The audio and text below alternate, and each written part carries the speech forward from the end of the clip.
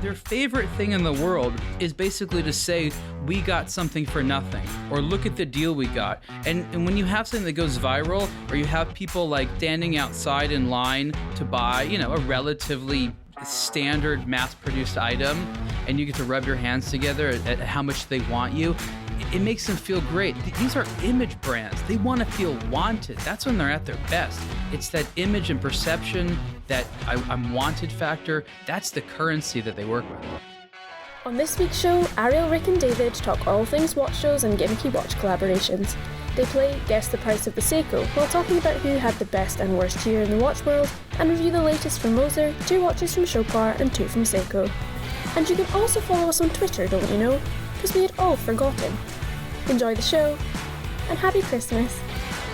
Greetings and welcome to aBlogtoWatch Weekly. Ariel and David are both here, and what many of you may not realise is that aBlogtoWatch has a Twitter account, which you should go and check out and follow. And actually on that Twitter account, we are also running a poll as to whether Ariel should step down as being in charge of aBlogtoWatch. So current nominees are David and myself, obviously, to take over.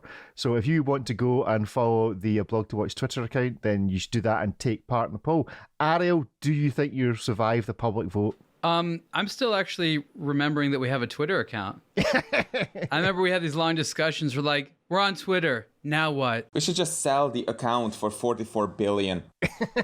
If somebody would like to make an offer for the aBlogtoWatch Twitter account, then go right ahead. This does lead on to some news this week, which we'll cover later on in Good Week, Bad Week, or Good Year, Bad Year. Twitter is actually a place where there genuinely is a watch community. It is small and it is niche, but we are out there. I think of our 36,000 followers, we occasionally get a like from a tweet, which just shows you the percentage of engagement that Twitter still has in comparison to the likes of Instagram. So yeah, Instagram is where we go. We normally give the Instagram accounts at the end of the show, but why don't we change it up a bit and give them at the beginning? David is still carrying on. You're not giving up your underscore for Christmas, David? No, not for Christmas. Maybe for Easter. Maybe for Easter. So give us your Instagram account. It's aBTW_David. And Ariel, where can people find you? Ariel to watch. There we go. And I'm at Rick TikTok. So yes, go and check out those Instagram accounts. That saves us having to do at the end when we've run out of time. Dubai Watch Week has announced its dates for 2023. What are we more excited about? Dubai Watch Week, Watches and Wonders, any other show that we experienced in the last year that we're hoping to repeat? Well, it's funny that you mention this, because one of the things that has not resolved yet is the routine of going to these events. And that's sort of strange for us. We can't actually plan for a lot of these because we're not always sure how we'll get there, if we're even invited sometimes. And we tend to be invited, which is great. But that's one of the parts of the experience for us where a lot of the stress comes from, like, how much time are we going to be there? How many of us are going to be able to go? And that's part of the experience that media is having right now at this juncture in the watch industry, where there's still a lot of things being figured out. Media is among the more fragile things. So while these events are set up to hopefully have as much media as possible, there's still not that much out there. And I truly hope these events, as they have in the past, of course, made it as easy as possible. Dubai Watch Week, for example, when they want us out there, they certainly do a good job of it, and we like going out there. But we can't anticipate it because, there's always a chance that you don't get an invitation. So that's an interesting and weird part of the experience so far. And so it will be back in November 2023, and Watches and Wonders will be coming around quicker than we probably expect. Time does seem to be flying. Do we think that Watches and Wonders will step up its game even further this year, David? What was your experience last year? It was my first big event. What did you think of it as a veteran? Yeah, I think it was great. I miss it already. I'm really looking forward to the next installment and to be out there with you guys. It's turning into this monster event with Buzzword gone and most of the high gravitas brands like Rolex, Patek, etc.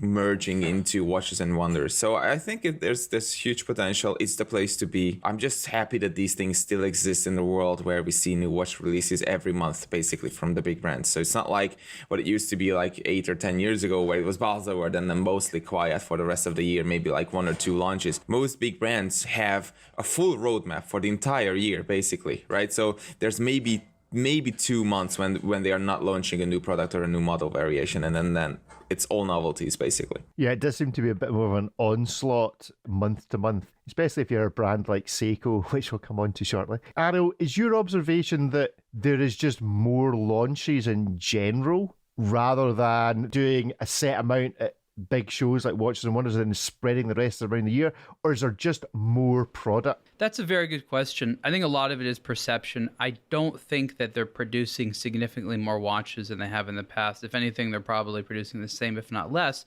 But remember that in the past, the strategy was, okay, you release, I'm just saying, for example, 20 products, but 2 or 3 of them get to be the hero products. And the hero products are those that get the media attention.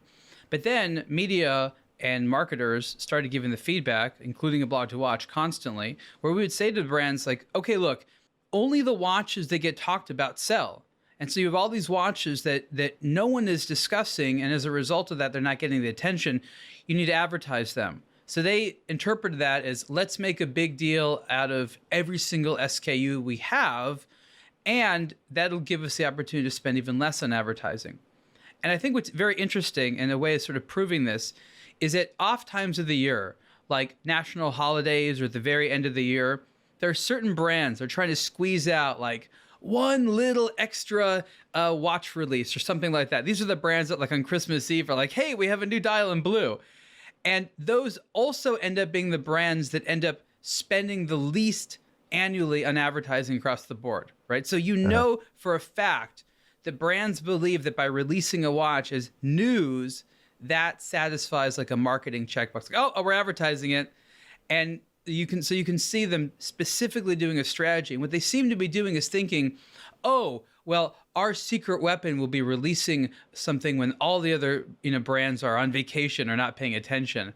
But then you end up having like 5 desperate brands all on Christmas Day releasing mediocre watches. And I think that maybe we'll not see that on Christmas Day, but I think that we'll see more and more of it. And there are going to be those brands that try to sneak that in. And they're also more often than not going to be the brands that don't spend money on marketing. Well, Christmas is Sunday this year, so maybe it'll be this Friday coming instead. Let's talk about some of the Monday articles, and in particular linking 2 together, because Ariel, you weren't with us last week and you did an article on how the luxury watch industry can do well despite global economic recession. But this week was also from Jake. Is anyone listening why we are seeing so many watch brand collaborations? And I suspect these 2 stories are ever so slightly linked. The big major brands are leaning on the collaboration in order to move stock even more so during a recession. But let's start off with the watch brand collaborations. David, in your opinion, what drives the watch brand collaboration? Is it the public? Is it the retailers? Or is it the brands themselves? Whose fault is it that we have all these collaborations?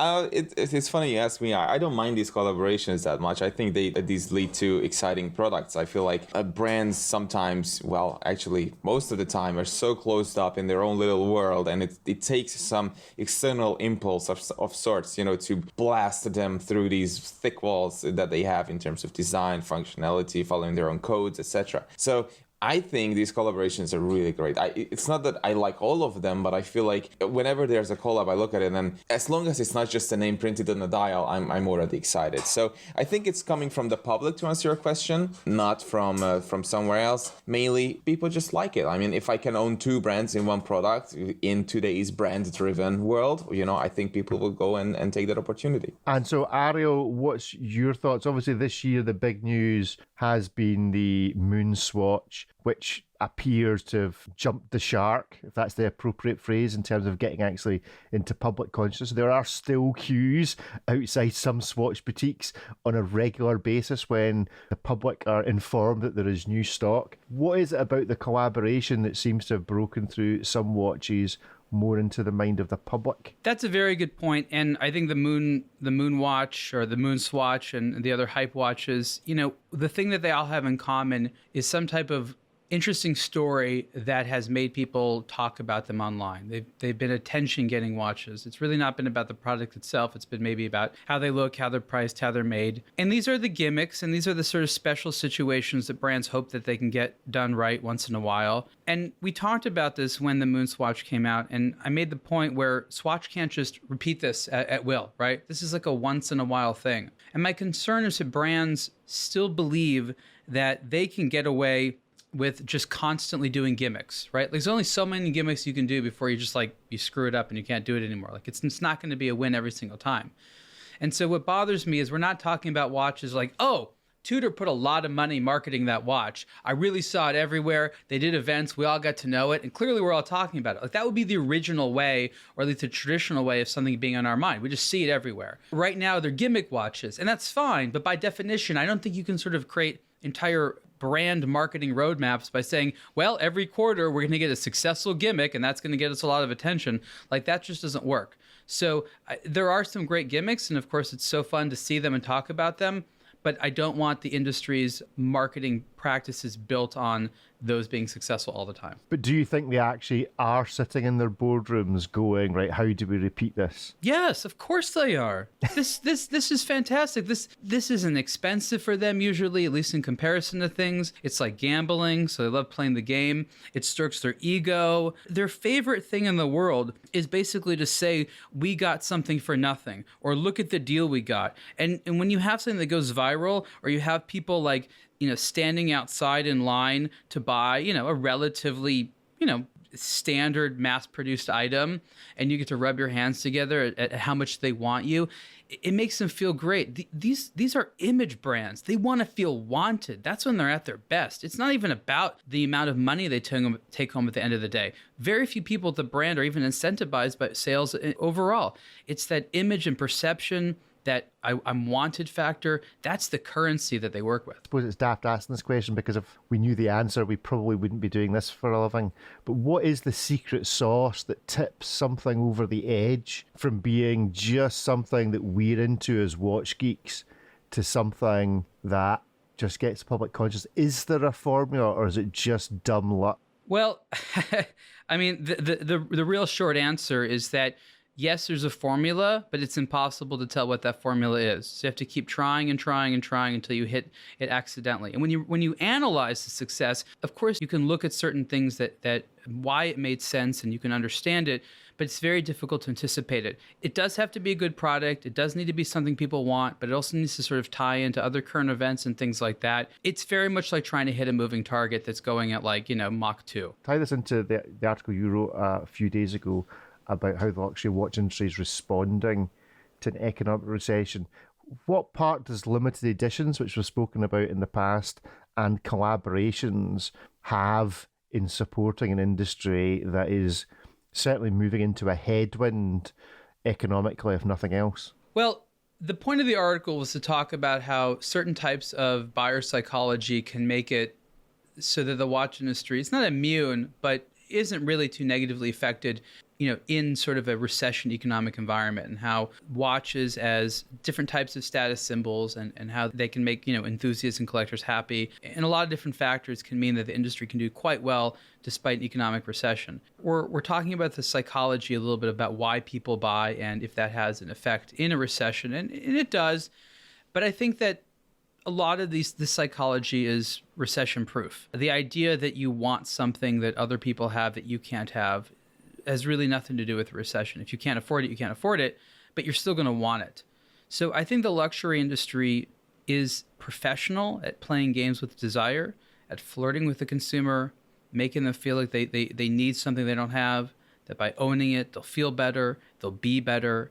And all of this are variations on that game. And as consumers, sort of have a very nuanced dance with that game. We have to play part of it. We are buying into it because we do desire these things and we get genuinely happy when we wear them, but we can't get carried away and we can't let the brands define all the terms. So I think it's very important to ask yourself, is this brand playing a game to get me excited about buying? Like actually putting the term limited edition on a watch is tantamount to calling it a collector's item, which is basically just sort of like waving in front of the consumer, like, I bet you're going to want one of these. Like, don't do that. You know what I mean? Don't remind us that you're toying with us.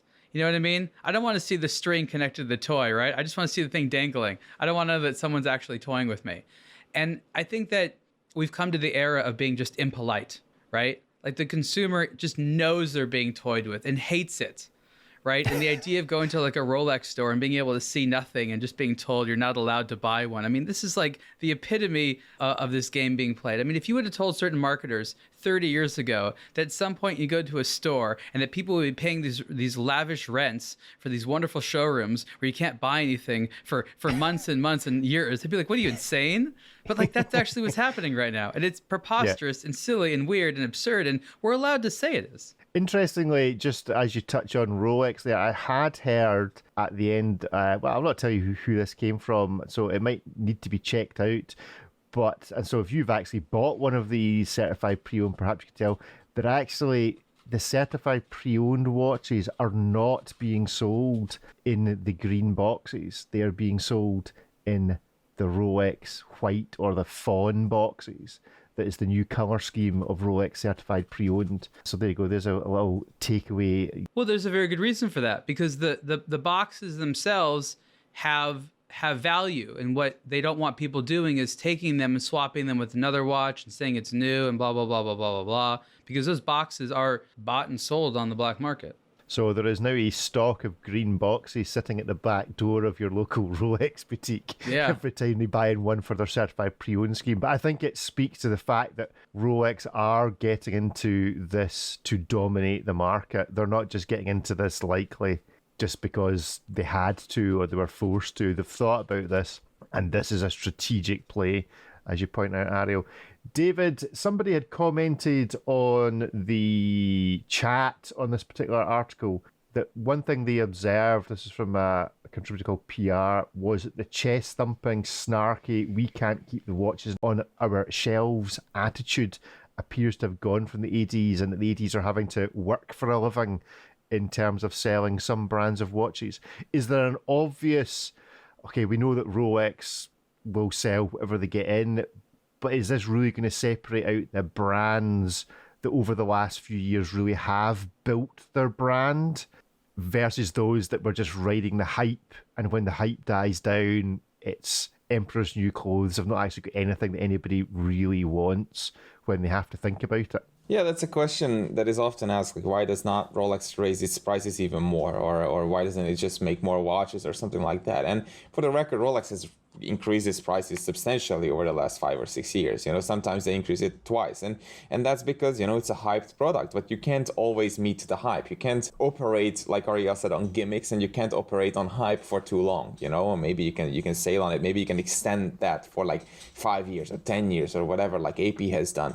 But sometimes what happens at that time is that, you know, these companies can't always just recreate this hype feeling. By nature, hype just comes and goes, and what's left is basically just a hollow thing. Like it's just a name. And how often can you sell Supreme on a shirt or a bag or something like that? You know, it's gone. On the note of Rolex, I just wanted to say I just finished writing up the hands-on of the Deep Sea Challenge, the titanium one. It's 50 millimeters and twice as thick as a Daytona. You didn't break your arm then? Yeah. Oh, it's ridiculous. And I actually wore it over a jacket and a sleeve. And the point of the article is not just that, but also to see how Rolex works with titanium. That was what I was really excited to see and discover. And frankly, I think it's fair to say it's a critical look. So I hope people will look forward to reading that article. It's going to be different than what's out there saying that it's big and it's very water resistant. Yes, we all know that. But the question is, you know, what's the future look like for titanium Rolexes? And for now, you know, spoiler alert, I can say that there's still a long way to go. Bit of last week's show this week. So Andrew from Watchfinder on last week's show said this. The Moser, on the other hand, God, those guys just can't do anything wrong, can they? They are so good. We now have some audio from Sean, who wrote about a certain other Moser. Have a listen. Hey everyone, Sean Lorenzen here to talk about the new H. Moser Endeavour Center Seconds Genesis limited edition. Anyone who's familiar with the watch industry, who's been here for a while, knows that H. Moser tends to do things a little bit adventurously on the design side, a little bit tongue-in-cheek a lot of the time, and this is no different. This is Moser's opportunity to capture the Web 3.0 market and create a watch that combines a physical timepiece with digital authentication on the blockchain. The first thing that jumps out at you looking at this is the engraved crystal, which features a QR code. Wearers can scan that QR code, which takes them to the authentication paperwork on that particular watch. Moser has continued this digital theme through a blocky 3D printed titanium bezel and matching crown. Very unique look. On top of that, buyers will have exclusive access to H. Moser online content with brand executives, exclusive experiences. They're also including a bespoke NFT with each watch, although it's a difficult time for the NFT market. Only 50 of these will be made. Is this something that you guys are interested in? Is this a misstep from Moser? Obviously, with everything going on in the NFT and Web 3.0 world, it's a difficult time to be launching this, but is this something that has a future? Let me know, guys.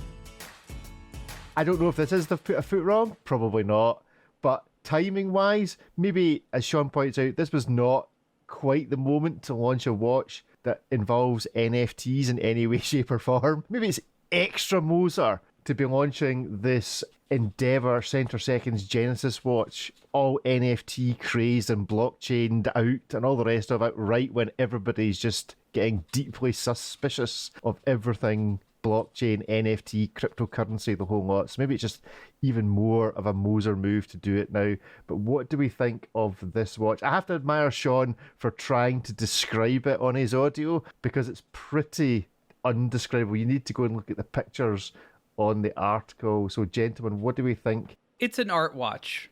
And what you're doing is you're taking an aesthetic and you're making art out of it. And this aesthetic is something that has started to pop up in our lives. And this is the QR code. And from a visual perspective, it is a new thing. You know, the barcode, for example, is a type of code that people grow up with. And the barcode has taken on aesthetic form. It has been used decoratively here and there when it started as being nothing sexy at all. And this particular aesthetic of the watch tries to recreate this in three-dimensional form. It is a sort of artistic, heady product. And it's trying to say this shape, which is purely technological and about, you know, data, how does it look as a form, as fashion, as an object of beauty? And that's what this object is asking that question. And people appreciate that the question is being asked and that everyone can come to their own opinion. I don't think that anyone is arguing that's objectively beautiful, but it's definitely intriguing. And again, in the sort of world of modern art and things like that, this is almost formulaic in its depiction of how, you know, many other types of objects have been made. So I think it's clever in that regard. I don't think that it's sort of like, you know, everyone's going to agree this is the new beauty. There's going to be other things copying this. But again, as being sort of the high-end provocateurs of the imagination that Moser is, this is them just doing their thing. Yeah, I think the cool thing about this, and I feel like we really should have reserved speaking about this watch until Sylvain was next on the show, because every time he's on, we end up talking about titanium. This watch is 3D printed titanium in order to get the shapes, rather than it being milled or some other method. Do we know anything about how you 3D print titanium, David? Do we have a clue how this is done? I thought part of what Sylvain said about titanium is actually the milling process gives it its strength. So yeah. Will this have the qualities of what we expect a titanium watch will have, being 3D printed? The question is whether we expect that sort of strength and durability from an art product. I mean, it's an artsy thing. It looks like it's a LARP art thing and not something you would go and hike with or dive it or whatever else. It's just, they are happy they could make it look like this, and then, wow, it looks like that, that's great. Is it titanium? Whatever. It just happened to be titanium, but it's not the next great solution for durable titanium products. I will go and check this out, go and read Sean's article. I do like it, I have to say. I'm not sure I like it to the tune of £27,000 worth, or 27,000 Swiss francs. But I suppose if I had that rattling around in the bank somewhere, then this is certainly going to be something different and it's going to get your attention. It does look like more the sort of watch you would wear if you were playing Minecraft than anything else. That's probably how I would describe it. Also, last week we touched on Creedor and guess the price of the latest Seiko. It was £400,000 worth, so the guess from Andrew was 150,000, was somewhat out. But we do have two other Seikos for review this week. So here are the authors of both of those reviews to give you the lowdown on the Seikos they wanted to talk about. Hey everybody, Sean Lorenzen here to talk about the Seiko Watchmaking 110th Anniversary Prospex Save the Ocean Limited Edition SPB 333. Seiko's got a penchant for long names, and this is no different. This is part of Seiko's sort of advanced celebration for the 110th anniversary of their first wristwatch, the Laurel, which was also the first wristwatch ever made in Japan. Obviously, the actual anniversary is in 2023, but the brand has taken a head start and released a handful of new limited editions for the end of 2022. This combines a lot of greatest hits from dive watches the brand has made over the past few years. For example, it has a case inspired by the slimline 1960s Seiko 6105-8000 with this C-case design. On top of that, you have the Save the Ocean dial, which mimics the look of Arctic or Antarctic sea ice with all these silver facets that create an incredibly dynamic look in changing light. On top of that, you've got Seiko's traditional rectangular dive indices, baton handset, a stoplight seconds hand in deep blue, along with this engraved gray bezel. It's a clean, simple look, comes together with a 5-link bracelet, as well as a woven NATO strap. And it's the very beginning of what should be an incredible year for Seiko. What do you guys think about this one? Is this a good start to a year of celebrations? Is this preemptive? Is this premature? Let me know.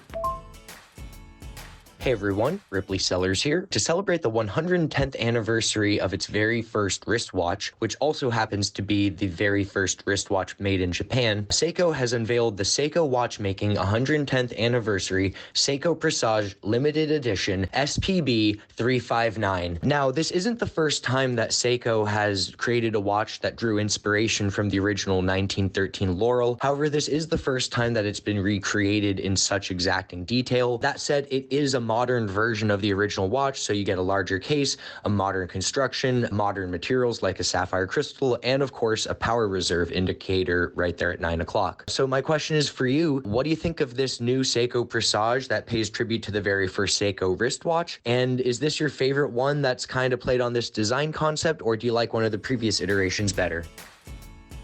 So we have two Seikos then, a traditional dive watch reviewed by Sean, and that is the Prospex Save the Ocean Limited Edition SPB 333, because Seiko likes nothing if not a nice simple name.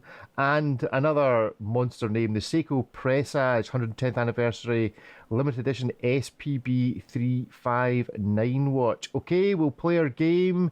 Two Seikos.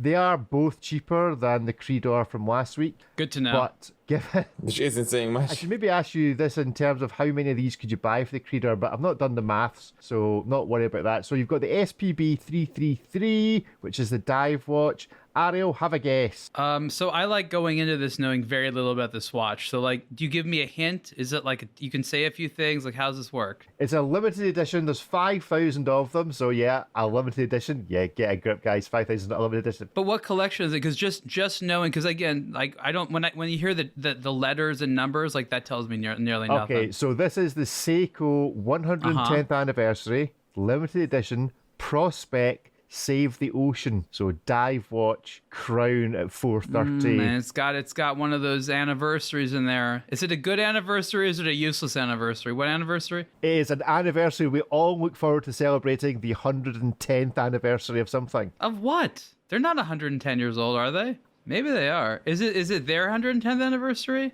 One can only assume. It's their watch. Maybe is that when Seiko started or something like that? Because I'm like, I don't think any of their dive watches are 110 years old. It's the first wristwatch that was produced in 1913 of Seiko and by extension Japan. Yeah. Okay. All so right. they've got a celebratory dive watch to celebrate the 110th anniversary. With an ice dial. I'm going to I don't know. Jeez. $1,500? Okay, we have 1,500 from Ariel. David, what do we have from you?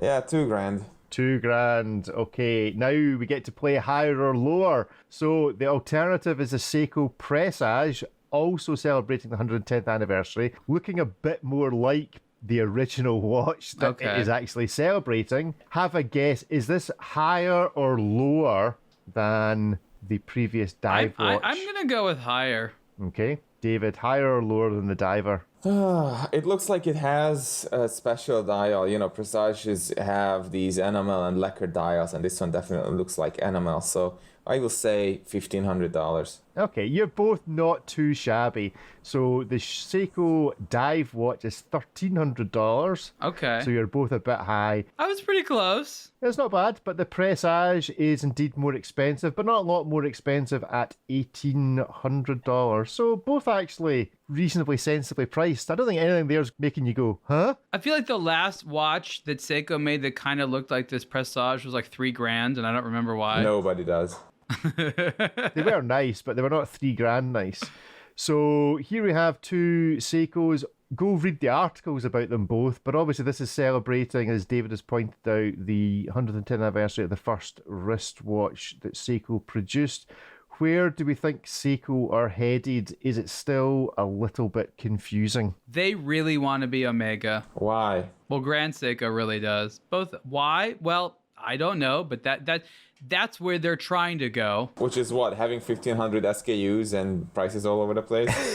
Surely they've already got more than that already. Yeah. I don't know. It's a good question. I feel like Casio, I more or less understand where they're going. Citizen, I have a pretty good idea.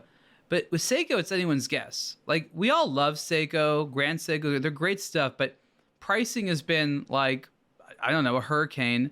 And they're clearly releasing watches at a rate that is so high, it's not going to be sustainable. Like, nobody, the retailers, the press, everybody is saying to them, like, guys, slow down. Like, everyone's going crazy. So, like, we know what they're doing right now can't last that much longer.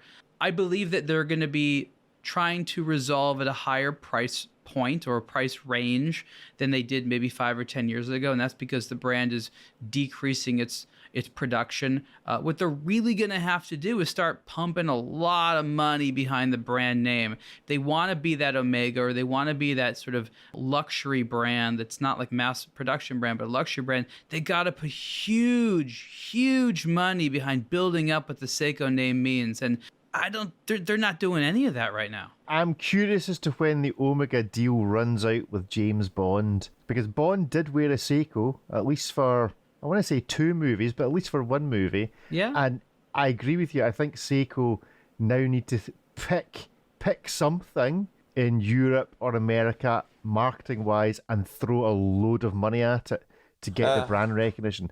I would suspect that Seiko, if you looked at their average price of all brands, is probably the brand that's increased its average selling price the most in the last 5 years. It wouldn't surprise, I've not seen any analysis, but it would not surprise me if the average Seiko SKU is now double what it was in terms of the number of produced of what it was 5 to 10 years ago. So I think it would be really interesting to see them pick a sport. Because do they have brand ambassadors? If they do, they're not doing a very good job, because I can't think of who they are. They have.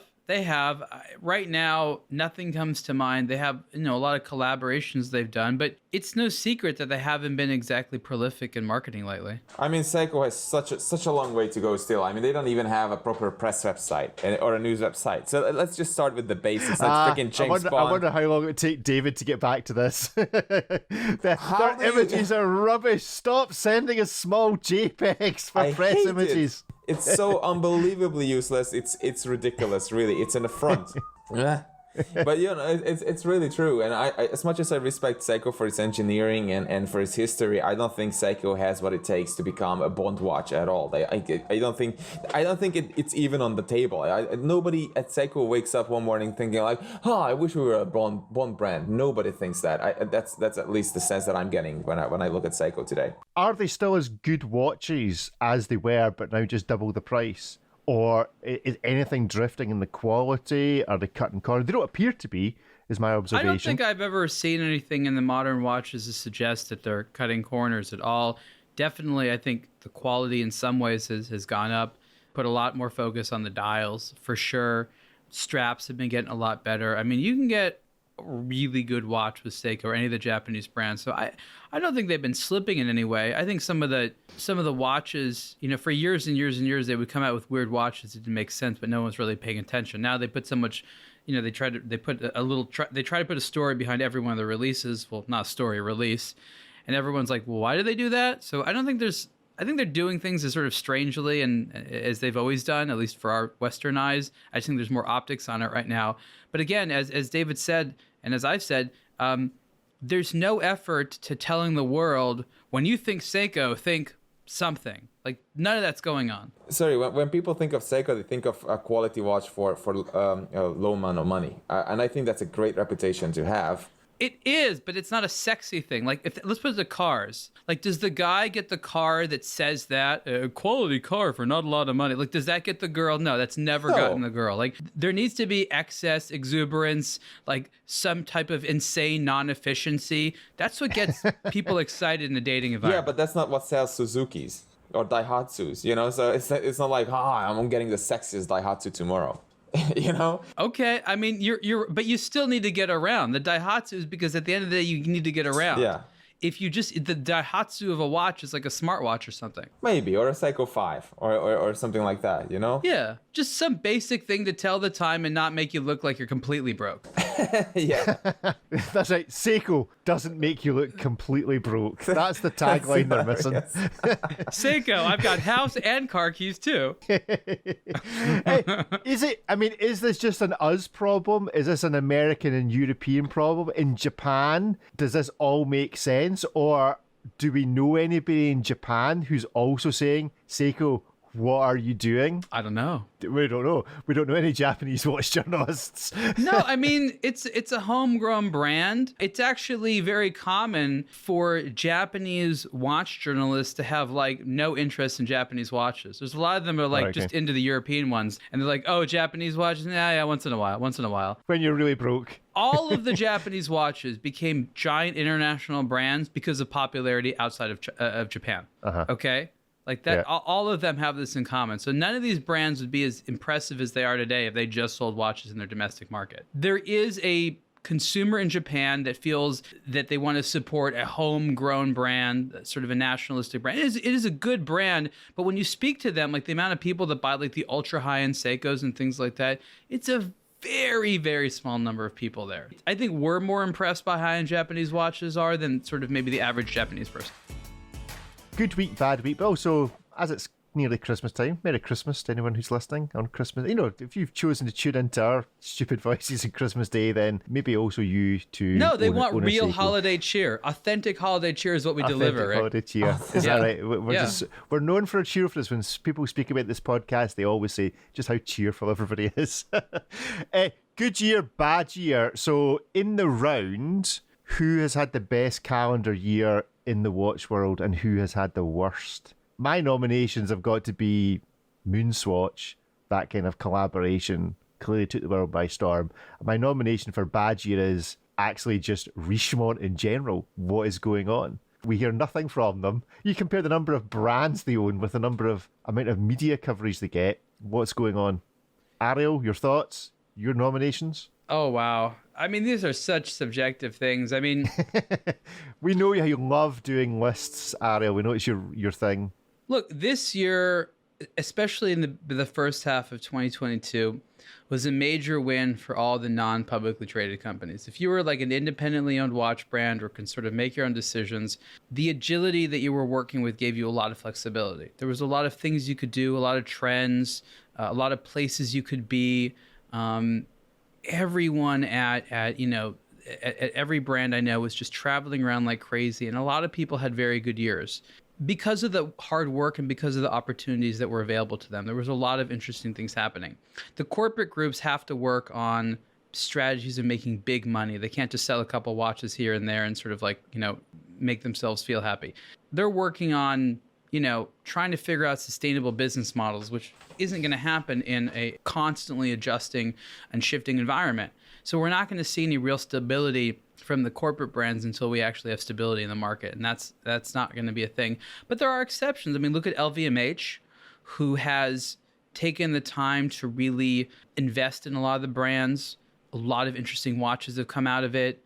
This was like massive, year for Hublot because of the World Cup, which has just got them like insane amounts of visibility.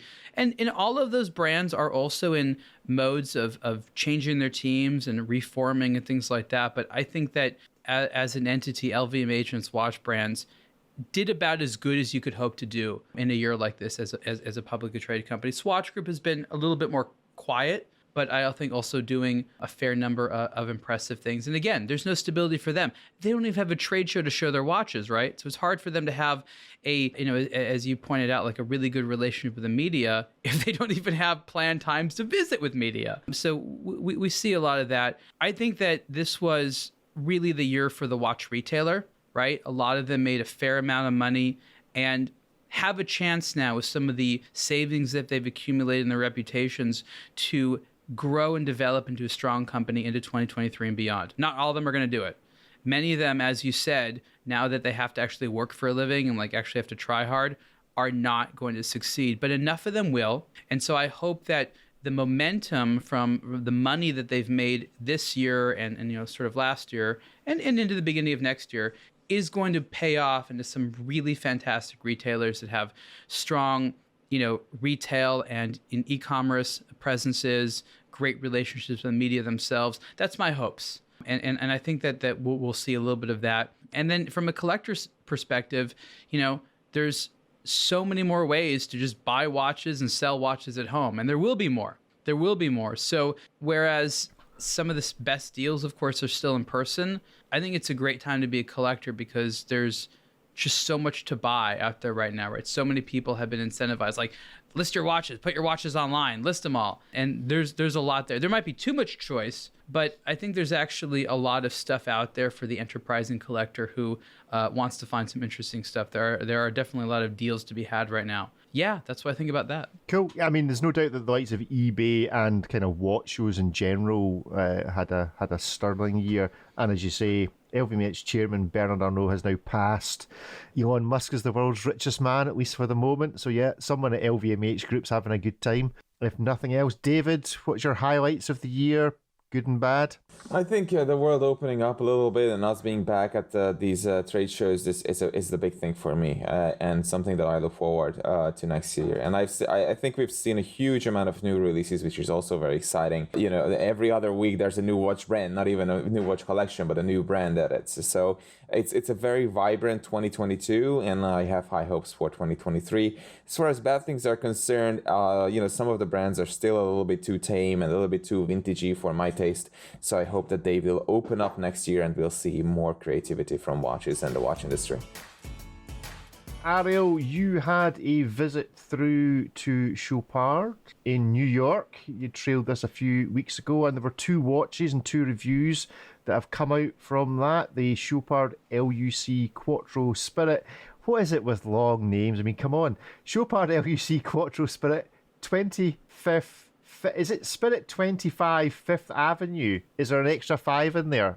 Is this the Air King of Chopard watches? There's too many 5s. Yeah. L.U.C. Quattro Spirit 25 Fifth Avenue edition jumping hour. Well, Quattro means 4, so they threw a 4 in there too. That's true, yeah. Just counting down. We need a 3. Anyone for a 1? Oh, there's a 3 in the image. So the press image has a 3 on it because it's a jump hour. There you go. And then we also had the hands-on with the Chopard Alpine Eagle, a watch that I know you were particularly impressed with.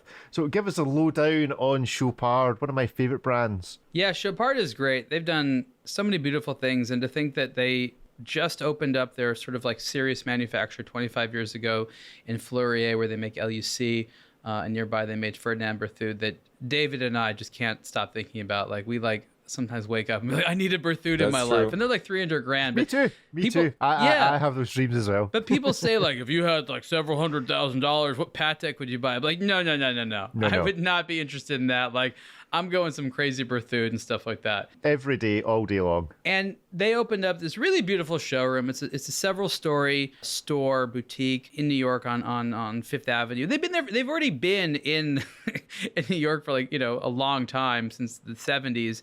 But they were on Madison Avenue for like 30 years in 2 different locations, and now they have this the flagship boutique. And every time you hear a brand say flagship boutique, what that really means is you don't just buy watches here, but you become indoctrinated upgraded to the experience in the world of Chopard. And one of the things that dawned upon me, which I think was really important, is compared to how I see Chopard in other retail settings, this was amazing. Because Chopard is one of those brands that, for whatever reason, when you see them in third-party retailers, not all the time, but sometimes it's in such a low-rent way. And I don't know if either of you have seen this, but like you'll be at a multi-brand store who have Chopard, and like despite how nice the watches are, the Chopard area just like looks like hell.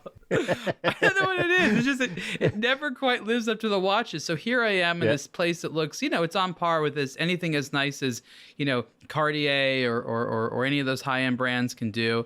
And you see the watches and everything from the L.U.Cs to just your standard Happy Sport. And you're like, that's the Chopard that I was thinking all along. Rather than, because I actually walked down the street to another store that had Chopard. And again, it looked like hell right there in New York. And I was like, okay, Chopard, now I get why you wanted to have your own space. Still a pretty good value, pretty down to earth. And I think what I like about Chopard, and one of the things that they do, better than maybe the competition, is like service. They're not pushy. They treat you pretty well. They choose their employees in terms of like how just relaxed and friendly they can be, and I like that. And again, maybe people have different experiences, but I don't think you'll ever go into a Chopard store and just be like really, really pressured. And I think that's a nice thing, that you can go in there and not feel like you're being ripped off, and they just want to be your friend and send you a birthday card. And if you're looking to have an experience in luxury, you want that. You don't want to just buy the watch or the earrings. You want to get the card. You want to get invited to the party. You want to get the bottle of wine from time to time or something like that. And, and Chopard and brands like it do that well. So I see a lot of genuine happiness in the clients that have been doing business with them for years. And it's hard to do that in a corporately run environment, right? You really have to sort of be a family run company for that to be possible. All right, I'll stop talking about Chopard now. I really like the jumper that they've released as part of the boutique opening. But I'm particularly fascinated by this full gold, multiple gold Alpine Eagle, which weighing in at $49,000 also strikes me as being a bit of a bargain in comparison to similar full gold watches. This looks just stunning. Is it as fine in real life, Ariel? It's my favorite Alpine Eagle that I've ever seen. I like yellow gold a lot. I like that they did the gold on gold. It's a similar personality as maybe a similar gold on gold Royal Oak or a Rolex Day Date or something like that. But the Alpine Eagle just has a little bit of a different thing to it. It's about the same price, I think, these days as the Rolex, less expensive than the Audemars Piguet. It's a really nice watch. Like, I can see that type of watch being something that 10 years from now, 20 years from now, you put on, still has that really impressive element to it. And it also doesn't feel frivolous. Even though there are a lot of design elements on it, it feels very like it's just a watch to read the time. And that's sort of why the Rolex President has always done well. Even though it has decorative elements and the fluted bezel, it still doesn't feel frivolous. And I think that definitely goes into the longevity. Because again, if you're going to spend $50,000 on a watch, Dan better want to think it's going to wear at least somewhat fashionably in the future. I think the most fascinating thing about this watch is the fact they've managed to color code the date wheel. You like that, huh? I like that. That's all that for $50,000. That's right. I just needed someone to color in the white plastic date wheel with a yellow highlighter to make it match. We've all talked about just watches. Some thought. It's like it cost them nothing. It cost them absolutely nothing. It cost to do them that. A very little bit. It's not nothing. It's a very little bit. Okay, it costs no more than a Seiko 5 to do that to the color wheel on a $50,000 watch. So why wouldn't you do it? I just think it just looks like a complete design. It looks like it's actually all been thought through. Like one individual designer, creative talent has put that together and everyone's signed off on it. It's not been done by committee. I just love it. Absolutely epic. David, your thoughts? Matching date wheels means luxury. I think it should be the new. It's been a bugbear of mine for a long time. Perpetual calendars that use a mix of hands and windows, but also non-match. I mean, why wouldn't you match the date wheel? I mean, why would you just not do that? It just makes no sense to me. Is there any watch in the world, David, where the date wheel not matching improves the watch, or it actually matching makes it worse? I can't think of If any. it's not matching the dial color, then it's matching the color of the indices. So what usually sometimes happens is that it's at 3 o'clock, and all the indices or hour markers are white, and then the date window is also like that. But to answer your question, no, probably not. And I think the Alpine Eagle would look better without a date.